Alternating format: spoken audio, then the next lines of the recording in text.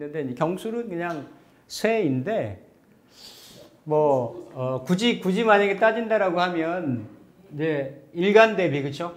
일간 대비 내가 쓰려고 하는 천간의 글자가 십성으로 뭔지 그러면 그 십성으로 놓여져 있는 그러니까 이렇게 천간하고 지지는 일체다. 그러니까 한 몸이다. 그리고 또 두 가지로도 쓰인다. 이렇게 얘기를 하는 거예요. 그러면 경만 하더라도 지지에 신자진 있고 인호술이 있잖아요. 그렇죠? 그러면 일간이 놓고 봤을 때 모습이 이렇게 경이면 이 십성이 정해질 거 아니에요. 그렇죠? 그러면 십성이 그 지지에 어떤 글자 인호술 신자진하고 어떤 글자로 놓여져 있는 경술로 놓여 있으면 이게 이제 토생금의 형태니까 그렇죠? 토생금의 형태고 이것도 십성이 있을 거고 12운성으로 보면은 경이 쇠지에 경술쇠로 놓여 있는 거예요. 경술쇠로. 그런데 일간이 느끼는 거하고 조금 연관성이나 긴밀도나 밀착도는 조금 떨어지겠죠. 그렇죠? 떨어진다라고 보면 됩니다. 그래서 아니면 뭐 예를 들어 그렇게 따질 수 있죠. 만약에 간목일간인데 이렇게 이제 미토에 있다. 미토는 인묘지잖아요. 그렇죠? 해묘미니까. 근데 만약에 이렇게 기미로 놓여 있다라고 하면 기미는 뭔 거예요? 관대지잖아요. 그렇죠? 네, 기미 관대잖아요. 자체로는. 그러니까 기미로는 관대에 놓여 있으니까 요 정제의 모습은 비견이면서 관대의 모습이니까 굉장히 세다, 왕하다, 강하다 이렇게 놓이는 거죠. 얘기하는 거죠. 그렇죠? 그러면서 이렇게 갑기는 내가 합을 하고 있고 그럼 여기도 신자진 인호술이 붙을 거 아니에요. 딱 이렇게만 놓고 보면 기미가 굉장히 강한 형태로 놓여 있잖아요. 네? 아니 그러니까 이 기미가 강한 형태로 놓여 있잖아요. 그러면 이렇게 합해서 간목이 여기에 임묘되니까 일반적으로 놓여 있는 갑기 합보다 천간의 모습은 일간이 지향점이니까 내가 정제를 취한다, 정제에 끌린다, 정제적인 환경이나 여건에 내가 보편적으로 놓여 있다 이렇게 되는 거예요. 그런데 이렇게 기미로 놓여 있으면 그게 더 심한 거지. 내가 이렇게 마음도 끌리고 천간으로 끌리고 이 실체인 미토에게도 내가 이렇게 인묘되는 그런 형국이니까 아니 뭐라고 크게 얘기하세요. 아니 이렇게 만나는 여인한테는 죽고 못 사는 거예요. 퍼줄 거 줄 거 다 주는 거지. 한눈에 뿅 가는 거지. 아니 그렇잖아요. 이렇게 예를 들어서 여기 사유축 해묘미로 놓여 있을 수 있는데 만약 기해로 놓인 내가 만나는 여자 기해로 놓여 있다라고 하면 내가 좋아하는데 이 사람은 나를 생해주니까 내가 생봤는데 여기는 내 마음도 줘, 뭐 돈도 줘, 뭐 다 주는 거야. 여긴 내가 주고 내가 받고 이러는 거고, 끌리고 그러니까 이런 형태를 보는 게 이게 12운성의 관련성 같은 거 이런 거를 보는 거예요. 보는 거고 또 지지로는 이거 말고도 생으로도 작용을 하고 합으로도 작용을 하고 충으로도 작용을 하고 이러니까 그렇죠? 그런 거를 하나하나 더해가면서 전체적인 이 사람의 특징, 상, 흐름 이런 것들을 이렇게 포괄적으로 살피는 법이죠. 그러니까 12운성이 그렇게 쓰이는 거예요. 12운성들이. 네, 그래서 그럼 12운성을 먼저 적용한 그거 아니죠. 이미 이 천간에는 극생이 있고 지지도 그런 작용력이 있는데 지지는 비교적 이런 그 합형충파해가 있으니까 그런 부분을 살피고 예를 들어서 천간에 이렇게 있으면 이거 수생목이 된다라고 보는 거예요. 천간에서는. 근데 이거 자하고 묘는 수생목이 안 된다라고 보는 거예요. 이게 다른 거지. 천간에서 이루어지는 환경하고 지지에서 이루어지는 환경이 다른 거죠. 그러니까 지지에서는 이러한 형충파해를 먼저 보는 거예요. 먼저. 그러면서 천간하고 지지의 관련성은 또 이렇게 12운성 관계로 이렇게 살펴보는 거죠. 그래서 어쨌든 이거 하나하나 지금 차곡차곡 배워나가는 거는 이걸 포괄적으로 왜냐하면 이 사주가 입체로 보여야 인생이 입체잖아요. 인생이 단편이 단면이 아니잖아요. 그렇죠? 그걸 최대한 입체화해서 전체적으로 포괄적으로 보려고 하는 것들이 천간지지 작용력 이걸 살피는 것을 이제 12운성이다 이렇게 보는 거죠. 신미? 신미하고 경술 한번 살펴보죠. 뭐. 신미.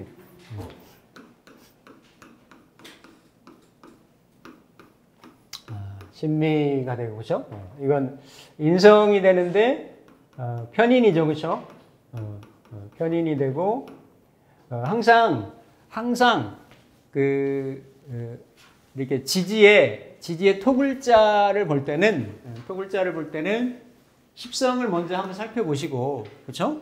그리고 요게 어떤 운동성을 하는지 해묘미 운동을 하잖아요, 그렇죠? 그러니까 해묘미 운동을 하니까 목에 이렇게 이거는 구분을 목의 고지다라고 이렇게 목의 고지. 그러니까 항상 그런 글자를 내가 내 가까이 깔고 있다라고 하면 일간이 그러한 지향성을 갖는단 말이에요. 자, 예를 들어서 십성적으로는 분명히 토생금을 하겠잖아요, 그렇죠? 그런데 기세적으로는 기운적으로는 운동성으로는 어때요? 그러니까 금극목을 하겠잖아요. 맞잖아요. 그죠? 아니, 이게 토인데 어떻게 금극목을 하냐고요. 금극목을 하려고 한다니까요. 이 일주 자체의 속성이 해묘미 운동을 하니까. 이런 거예요. 이런 부분. 그러니까 현상적으로 드러나는 거는 편인의 모습인 거는 맞죠. 맞는데 어떤 편인이냐. 이미 그 안에 목의 운동성을 가지고 있으니까, 뭐를 추구하는 편인 인성이 되는 거예요? 재성을, 그치? 그러니까, 팔자 어렵게 보려고 하지 말고, 그냥 그대로, 우리가 알고 있는 거, 배운 거,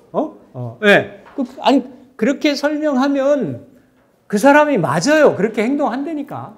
신축하고는 같은 편인이라고 하더라도 전혀 다르겠지. 신축은 사유축 운동을 하는 거고. 그렇죠? 그리고 축중에는 신금도 있고 또 토생금이 미토가 신금을 생하는 게 뚜렷하겠어요? 축토가 신금을 생하는 게 뚜렷하겠어요? 축토가. 같은 편인이라고 하더라도 편인적인 속성이란 성향은 신축이 훨씬 강한 거지. 그런데다가 신미는 이렇게 쇠지라고 얘기를 하고, 그렇죠? 쇠지라고 얘기하고 신축은 양지다 이렇게 얘기를 하는 거예요. 그럼 지장간이 뭘 들어가 있느냐? 그러니까 안에 어때요? 그 인성이 다 인성인데, 요 인성이 무엇을 보고 있느냐? 무엇을, 그렇죠? 인성이 이건 이제 순서로 보면 이렇게 정화, 을목, 기토 이렇게 보는 거죠, 그렇죠? 정을기로 형태로 해서 이런 글자들이 다 지금 일단은 같은 인성인데도 신축에 비해서는 신축에는 여기도 금숙 기운이 많잖아요, 그렇죠? 근데 여기는 목화 기운이 강하단 말이에요. 또 미시, 미월에 성향이니까 조토라고 얘기를 하죠. 조토. 상당히 조열한 토다. 메마른 토다. 여름의 끝자락 토다. 이렇게 얘기를 하는 거죠. 그렇죠? 그래서 그런 성향을 가지고 있으면서 이게 미토가 어쨌든 그래도 인성이 있어가지고 인성이 있어서 일간을 생하려고 하는 그런 형태로 있어요. 그러니까 편인, 우리가 배운 대로 편인 어떤 특정한 분야의 자격, 지식, 관심 뭐 이렇게 되는 거예요. 이렇게 되는 건데 그게 목의 고지고 그래서 이렇게 이거를 제고귀인이라고 얘기를 하는 거예요. 제고귀인. 제고귀인을 여러 일주가 있는데 제고를 귀인으로 깔았다라는 거죠. 그러니까 요 신미는 기본적으로 요 미중에 들어있는 이 을목 해면변도가니까 이 재성을 지향하고 추구하려고 하는 성향이 있어요. 있는데 이 재성이 지금 어때요? 요 7살 사음이 화월이니까 항상 요 7살을 생하려고 하는 작용도 하지.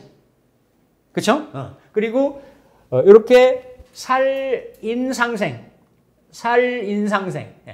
그러니까 요 축토는 축중에 개수 식신이 있어가지고 이 인성이 식신하고 편인하고 식신하고 연관돼서 나머지 드러나 있는 글자를 봐야 되겠지만 자기의 활동성을 기반으로 한 기술 성분을 추구해서 뭔가 이루려고 하는 이런 성향이 있는데 여기는 인성하고 재성하고 다 편으로 들었잖아요. 재관인이 이렇게 편으로 들어서 그 관성 중심으로, 포지션 중심으로, 지식 중심으로, 자격 중심으로 뭔가 이루려고 하는. 그러니까 내가 몸과 기술을 쓰는 거하고 앉은 자리 확보된 포지션에서 뭔가를 과제를 과업을 수행하면서 거기에서 이루어지는 뭔가 자격이나 재물이나 명예 명성을 추구하려고 하는 성향이 어때요?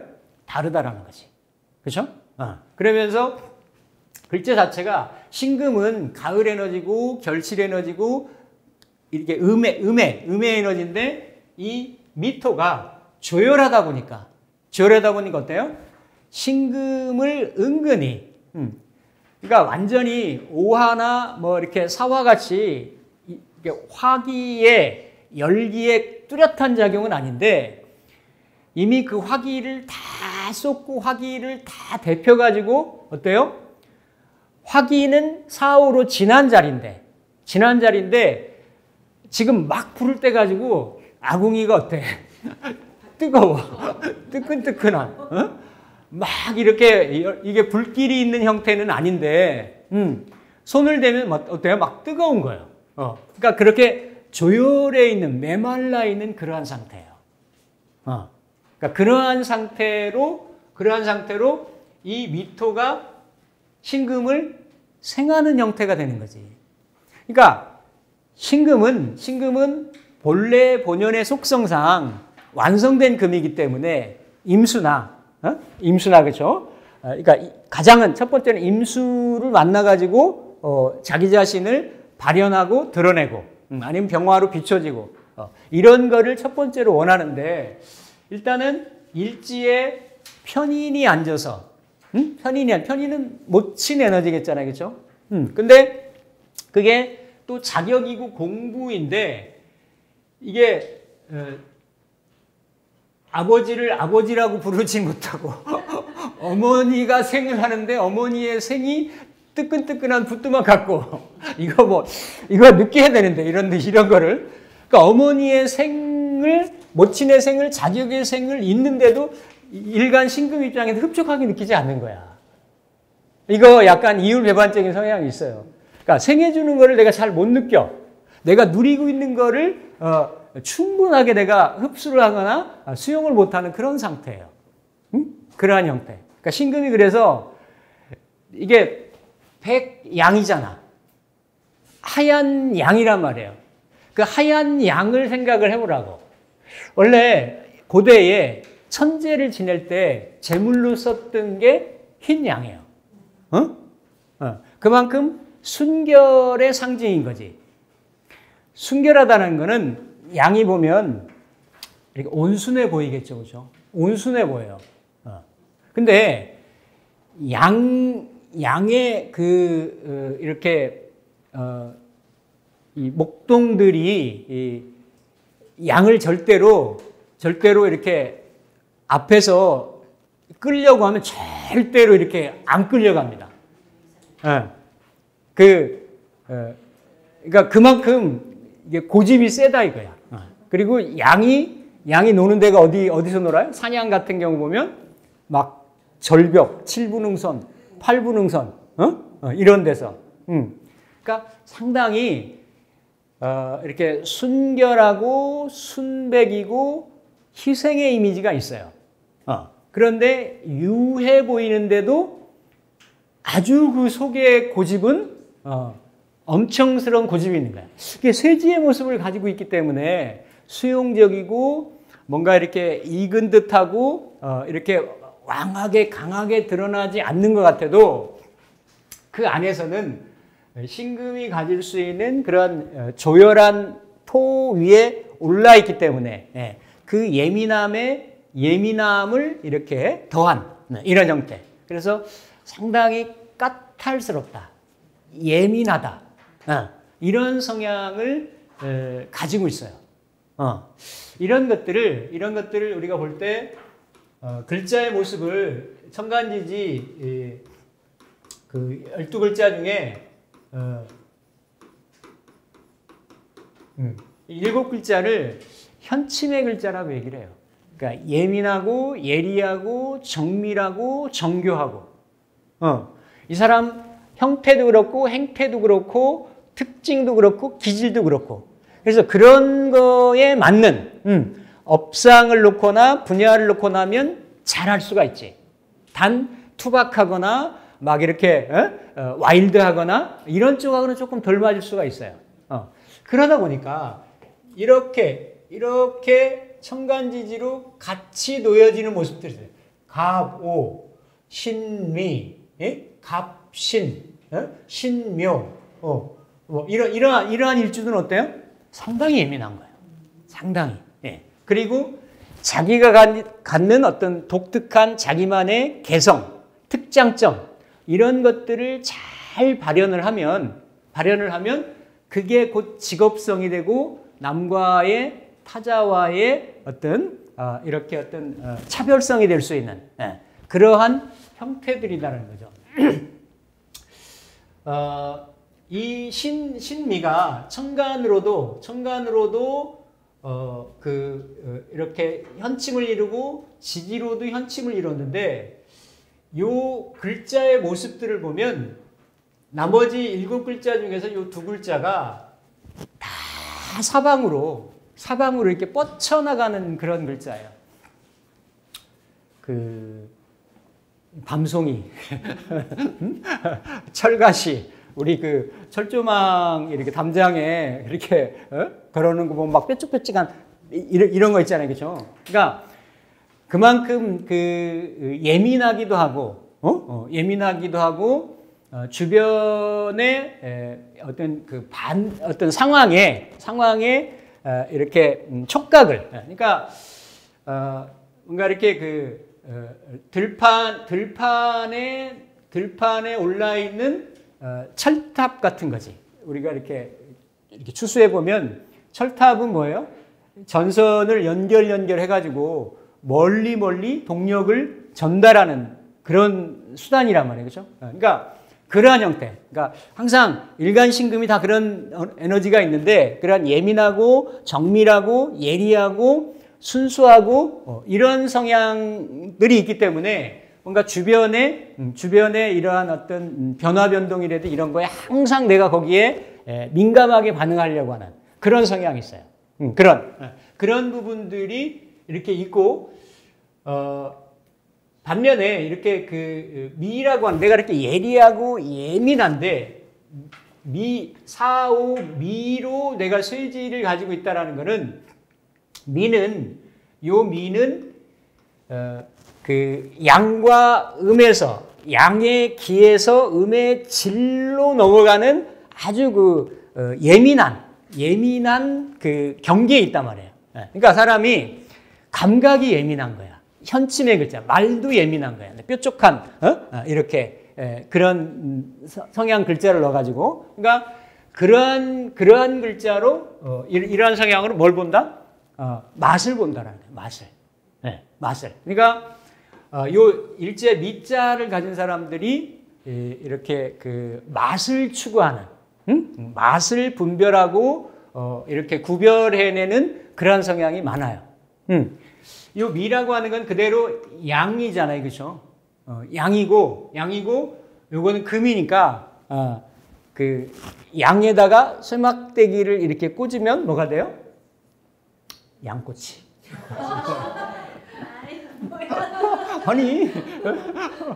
아니 물상이라는 게 어려운 게 아니고 그런 맛의 의미, 뭔가 그런 것들, 그렇죠? 그런 의미들. 그러니까 이거는 이 어떤 이 을이나 신 같은 글자들은 다 필의 의미가 있어요. 이렇게 학문의 의미. 그리고 이 미라고 하는 거는 미 중에, 그러니까 이게 묘고지라고 얘기했잖아요. 묘고지인데 해묘미가 들어간 거니까, 해묘미에 목이 들어간 거니까, 목이 들어갔으니까 이 목이 어디에? 이 미에 이렇게 쌓여 있는 이거를 문고의 의미가 있어요. 도서관의 의미가 있어. 도서관에. 그러니까 이런 것들. 그러니까 뭔가 현실적인 이런 정밀한 이런 어떤 구분해내는 세밀한 이런 성향도 있죠. 현침의 성향에다가 신금이 뭔가 토로 생을 왔는데 뜨뜻한 뜨거운 부뚜막 위에서 좌불안석에 온전하게 안정감을 못 누리는 그런 형태 같은 그런 형태로 뭘 분별해내고 구별해내면서도 이 안에는 목의 집합 장소가 되는 거니까 결국은 그러면서도 어때요? 이 무보다는 기술보다는 문을 지향하는 그러니까 요 안에 있는 요 재성하고 관성이 그러면서 일간까지 포함을 해가지고 다 뭐예요? 편으로 이루어져 있다는 거예요. 편으로. 음양으로 섞여 있는 게 아니라 그러니까 그만큼 편중된, 편벽된, 순일함 이런 것들. 그러니까 이런 게 본인은 어때요? 그러니까 백양이니까 자기는 스스로는 온전하다, 순수하다, 완벽하다 이렇게 느끼는 거야. 근데 세상의 이치는 그렇지 않잖아요. 세상은 이렇게 좀 이렇게 뭔가 섞여 있고 에너지들이 오히려 내가 이렇게 하얗기 때문에 구정물이 튀면 더 이렇게 잘 드러나잖아요. 결벽증이 있다는 얘기예요. 결벽증이. 그리고 세상에 이렇게 막 잘 어울렁더울렁 적응이 잘 안 돼. 자기가 좀 까탈스럽기도 하고 이런 성향들이 복합적으로 다 있어요. 그 시가 그 정비 사업을 잘해가지고 그 개울을 좀 냄새가 나긴 하는데 따라가지고 거기다 이렇게 잔도, 옛날로 말하면 잔도를 이렇게 놨어요. 그러니까 길이 원래 없었는데 개울 따라가지고 이렇게 쭉 산책길을 이렇게 만들어 놨단 말이야. 근데 그 밑에 이렇게 개울물이 이렇게 또랑보다는 크고 개울보다는 작고 애매한 중간 사이즈의 그런 데가 있는데 한 4급수다 될래나? 그러니까 물이 보기에도 그냥 뿌예요. 흙탕물이에요. 근데 이렇게 그 저녁 때나 아니면 아침 일찍이나 이렇게 일교차가 있으려고 할 때, 수온차가 있으려고 할 때 이렇게 쭉 거기를 이렇게 산책을 해보면 뭔가 이렇게 그 안에서도 뭐가 움직이는 게 보여요. 가만히 가다 이렇게 보면 진짜 이만해. 이게 뭐 붕어인지 인건지 엄청 실이 많아. 엄청 실이. 그래서 제가 명리 배우는 거를 또 이렇게 공부한다니까요. 경자일주, 계유일주 이런 경우는 물이 맑잖아. 수청하잖아요. 거기에 뭐 혼잡된 게 끼어있을 게 없어.